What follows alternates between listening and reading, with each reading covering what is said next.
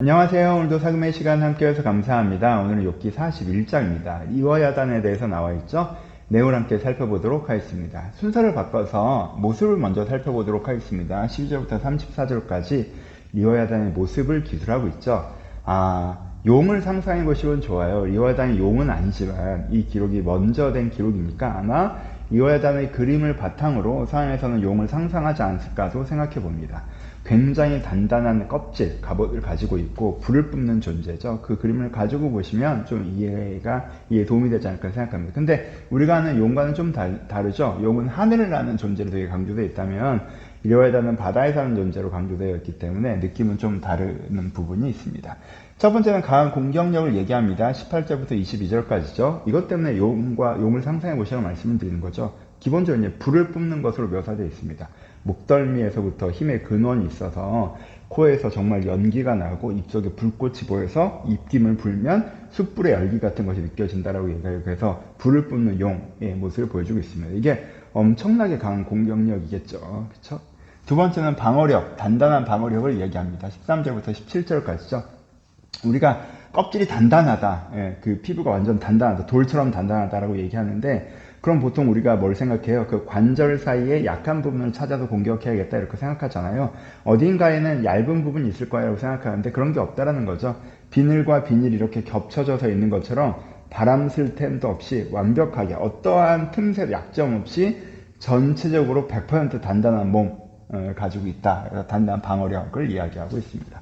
세 번째는 그래서 누구도 이기지 못하는 전투력에 대해서 얘기하죠. 23절부터 32절까지입니다. 그러니까 이런 리워에서는 이렇게 강력하기 때문에 방어력 너무 단단하고 그러기 때문에 칼을 갖고 찔러도 지푸라기를 치는 것 같다라고 얘기하고요. 그렇죠? 돌을 갖고 던져도 그냥 겨울을 던지는 것 같다라고 얘기하죠. 그러니까 누군가 나를 없애버리겠다고 와서 지푸라기로 나를 이렇게 막 때리면 난 좀 당황스럽잖아요. 뭐 하는 거지? 이런 생각이 들잖아요.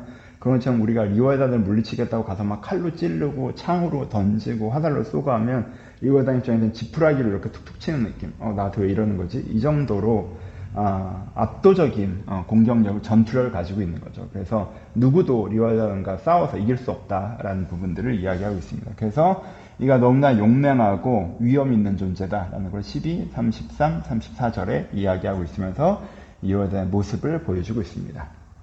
그런데 41장의 주인공이 리워야단이 아니라고 말씀을 드렸죠. 리워야단이 주인공이 아니라 리워야단을 잡으러 가는 낚시꾼이 주인공이라고 말씀드립니다. 1절부터 11절까지 나와 있죠. 이 사람은 어떤 사람이에요?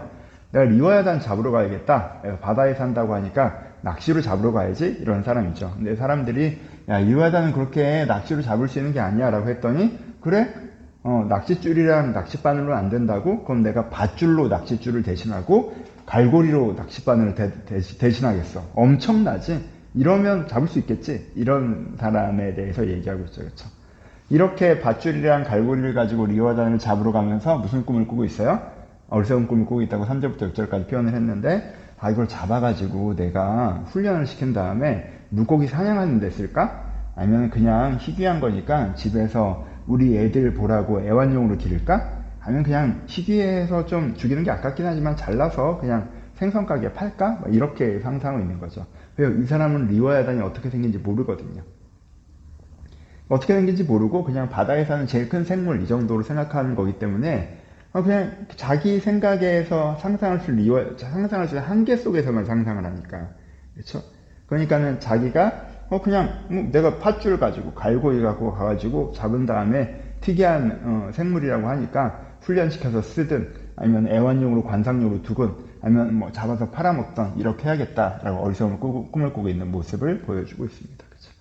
근데 이 사람이 어떻게 될 거라고 얘기해요? 절망적인 결과를 맞을 거라고 얘기하죠. 가서 본 다음에 본 순간 내가 무슨 짓을 한 거지? 이렇게 될 거다라고 이야기해주고 있죠. 그래서 이 사람이 교만, 자기가 할 수 없는 것을 할 수 있다라고 착각하고 그렇게 하는 것이 아닌데 그렇게 하는 것이냐 생각하는 이 사람의 교만에 대해서 이야기해주고 있습니다. 이렇게 리워야단의 모습과 그 리워야단을 잡으려는 낚시꾼은 어리석은 데 보여주는 것이 41장입니다. 내용을 좀 설명을 해보죠. 그 점 하나만 짚고 가면 리워야단의 상징성은 사단의 상징성을 갖고 있다고 말씀드렸죠. 이사야 27장 1절과 시편 74편 14절을 보면 리워야단을 용, 뱀이라고 묘사하고요. 하나님께서 이 리워야단을 잡으신다. 이 리워야단의 머리를 깨뜨리신다 라고 합니다. 그래서 리어야단 머리를 깨뜨리시는 게 이제 창세기에 나오는 그 여자의 후손이 뱀의 머리를 깨뜨리는 것이어서 사탄을 상징하고 하나님께 사탄에게 승리하시는 것을 얘기할 때 리어야단을 얘기하고 있다는 거, 성경 전체로는 그걸 아시는 것이 리어야단 41장 해석에 도움이 됩니다. 해석을 해봅시다. 크게 네 가지로 나누어서 적용할 수 있습니다. 이게 이제 범위를 확대하는 거예요. 41장만 보면 지금 뭐를 얘기하신 거예요? 이 낚시꾼이 누구의 모습이라는 거예요? 욥의 모습이라는 거죠. 욥이 지금 자기가 뭘 하려고 하고 있어요? 자기의 의를 세우려고 하고 있죠. 친구들이 자기가 의롭지 않다고 얘기하니까 내가 의로워! 라고 자기 의를 세우려고 하는데 무엇으로 자기 의를 세우려고 하고 있어요? 논쟁에서 이기는 것으로 자기 의를 세우려고 하죠. 그렇죠? 하지만 내 의는 그렇게 세워지는 게 아니라는 거죠. 내가 논쟁으로 내가 맞다는 걸 뭐 합리적으로 설명해서 내 의를 세우려고 하는 것은 지푸라기로 리어야단을 치는 것과 같다. 지푸라기로 사람을 치는 것 같고 창으로 리어야단을 이게 던지는 것과 같다라서 아무런 의미 없는 짓이다라고 얘기하는 것입니다. 의는 어떻게 세워집니까? 내가 하나님 앞에 바로 설 때 세워지는 것이죠. 욥은 이미 자기의 의를 세우고 있었어요. 세워진 자기의 의를 가지고 있었습니다. 그런데 오히려 친구들에게 인정받는 것이 자기의 의가 세워지는 양 생각하면서 지금 어리석은 행동을 하고 있는 것이죠. 그런 욥의 어리석은 행동을 보면서 리어야단을 잡으러 가는 낚시꾼에 비유하시면서 그렇지 않다. 하나님 앞에 바로 서 있는 것이 너의 의가 세워지는 것이다. 합리화나 논쟁, 친구들의 말을 닥치게 함으로 사람들의 인정으로 너의 의가 세워지는 것이 아니다. 라는 것을 말씀해 주고 계십니다. 두 번째는 원함의 기준으로 미래를 결정하려고 하는 게 아니다. 라는 걸 말씀하고 계시죠. 지금 40장, 41장 연결된다고 말씀드렸잖아요. 그러니까 지금 욥이 어떻게 하고 있다고 말하는 거예요?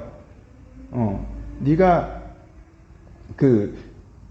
갑자기 생각이 나. 하여튼 선한 짐승 있잖아요. 선한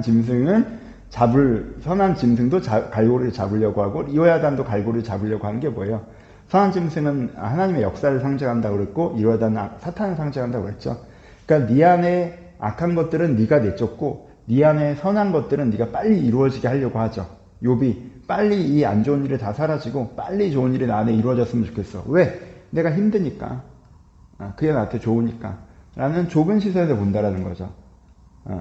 마치 자기가 역사를 이끌어가는 사람인 양 내가 이걸 잡아서 좋은 것은 내 인생에 채우고 나쁜 건 내 인생에 물리치는 그 주도권이 나에게 있는 양, 이런 나의 결정이 되게 옳은 양 얘기하는데 아니라는 거죠. 그렇죠?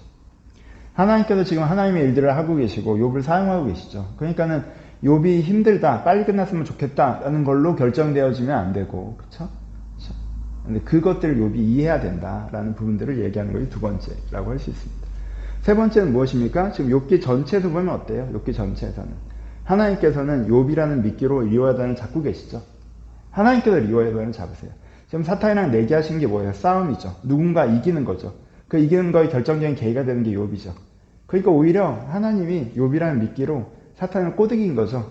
왜? 얘가 하나님의 의를 드러내고 있어. 쟤만 무너뜨리면 하나님의 의가 없는 것처럼 될 수 있겠네? 하나님, 욥은 안 그럴걸요? 그래서 사탄을 깨우셨지만 결국 누구의 머리가 깨져요? 사탄의 머리가 깨지죠. 사탄이 틀렸다는 게 등장하죠. 그러니까 욥은 이렇게 아름답게 쓰임받고 있는 거예요. 그쵸, 지금. 그러니까 거기서 지금 내가 힘드니까 빨리 끝나는 게 중요한 게 아니고 내가 힘드니까 하나님 나를 잘못하고 있다는 게 아니고 내가 논쟁함으로 내 의를 세워진 게 아니라는 거죠. 내 입장에 빠져 있으면은 이런 낚시꾼의 어리석음을 범하게 된다는 거예요.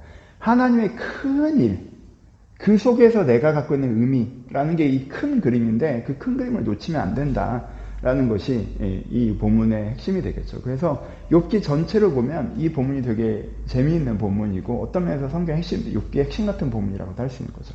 욥기 전체를 보면 하나님께서는 욥이라는 미끼로 리어단을 잡고 계십니다. 그리고 성경 전체에서 보면 어떻게 적용할 수 있다고 얘기했어요? 내 안에 리어야단을 잡으시는 하나님인데 먼저 기억해야 되는 건 뭐예요? 내 안에 리어야단, 내 안에 악함은 너무나 강하다는 거예요.